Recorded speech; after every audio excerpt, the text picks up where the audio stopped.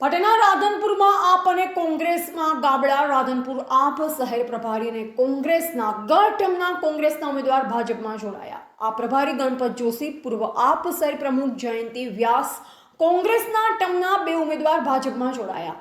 ભારતીય જનતા પાર્ટીની વિચારધારાને લઈ ભાજપમાં જોડાયા। આપમાં કોંગ્રેસને ફાયદો કરાવે તેવા ઉમેદવાર જાહેર કર્યા। આપ અમે જે પાર્ટીને નામ આપ્યા હતા તે ઉમેદવાર જાહેર ન કરવામાં આવ્યા।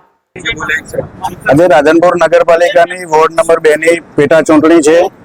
અમારા ભારતીય જનતા પાર્ટીના ઉમેદવાર તરીકે બબીબેન રતિલાલભાઈ નિરાશ્રી ઠાકોર જાહેર થયા છે।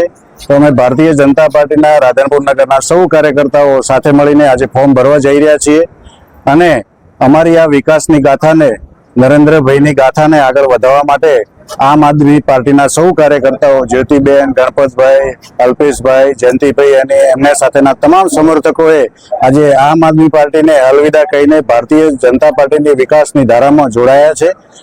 હું વોર્ડ નંબર 2 ની તમામ જનતાને પણ અપીલ કરું છું અને એમણે રાધનપુર નગરને વર્ષ પહેલા ચૂંટણી હતી એમાં 25 સીટો આપીને જંગી બહુમતી આપી છે।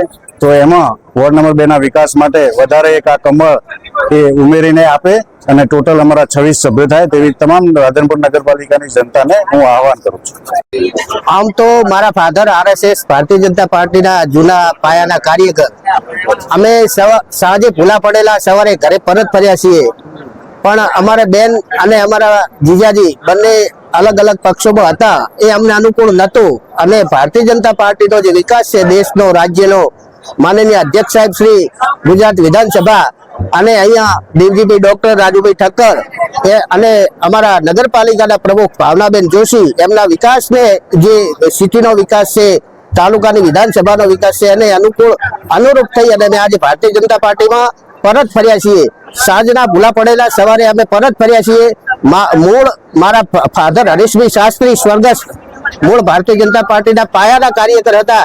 કેશુવાની સરકારમાં જિલ્લા ગ્રામ વિકાસ એજન્સી ની અંદર ગોકુળ ગ્રામ યોજનાના કન્વીનર પણ રહી ચૂક્યા છે। આરએસએસ અને વીએચપી ની અંદર ઘણું બધું કામ કર્યું છે। તો એમના આત્માને પણ એવું થાય કે આજે હું જ્યાં છું અને મારા નેચે જે સંતાનો અહીંયા છે પૃથ્વી ઉપર, એ જે થયા તે બરોબર છે, એવા એમના આત્માને પણ શાંતિ મળે એને લઈ અને અમે અનેક અહીંયા સંગઠનના હોદ્દેદારોને સહકાર આપવા માટે અને વોર્ડ નંબર 2 ની પેટા ચૂંટણીને રતિલાલભાઈના ધંધાને વિજય બનાવવા માટે અમે તન મન ધનથી ભારતીય જનતા પાર્ટીની સાથે જોડાયા છીએ। આજે અમે અનેક કાર્યકરો સાથે જોડાણા છીએ। આમ આદમી પાર્ટીનો છેડો ફાડીને ભાજપમાં અમે જોડાણા છીએ અને આજે વોર્ડ નંબર 2 ની ચૂંટણી જે છે એની અંદર કમળ ખીલે અને રાધનપુરનો વિકાસ થાય એના માટે ભારતીય જનતા પાર્ટીમાં જોડાયેલા છીએ। ભાજપનું જોડાવાનું કારણ એક જ મારું કે રાધનપુરનો વિકાસ થાય અને જે આજે ભાજપની ગ્રતાની અંદર જોડાઈને રાધનપુરનો વિકાસ થાય એના અનુસંધાનમાં અમે જોડાણા છીએ।